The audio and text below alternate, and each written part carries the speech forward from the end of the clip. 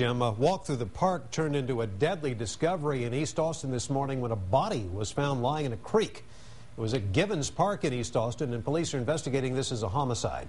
KXAN's Chris Sadeghi is live at the spot where that body was discovered today. Chris?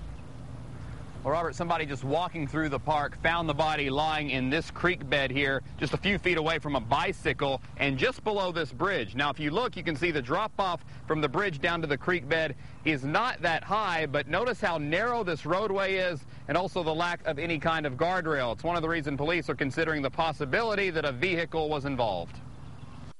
People always come through on bicycles, riding. It's been several years that Bill Heller has watched the same homeless man living in the park across the street.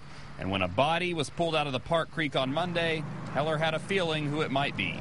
I don't know nobody else would come through and try to go on this bridge. That's the only one I would know.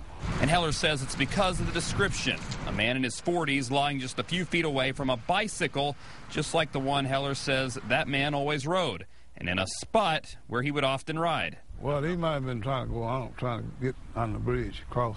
It's a narrow roadway bridge that carries cars across the creek, and Austin police aren't sure how the man was killed, but vehicular homicide detectives were investigating every possibility. The bicycle does have some damage to it, so that's why we're not sure if it just crashed and then he fell down, or if a vehicle coming by struck him. So was the homeless man Heller thinks it is? The key to finding out who the man is and how he died, and if anyone played a part, could come from the autopsy, and also the spot where he was found. With this person laying down in the creek, they're going to look at all the evidence around him first before they go in and actually identify who he is. We should have something in here to protect people if they're riding a bicycle. Accident or not, Heller says some kind of guardrail on the side of the bridge that connects to a rec center could have helped save a life and save speculation on a number of possible causes of death.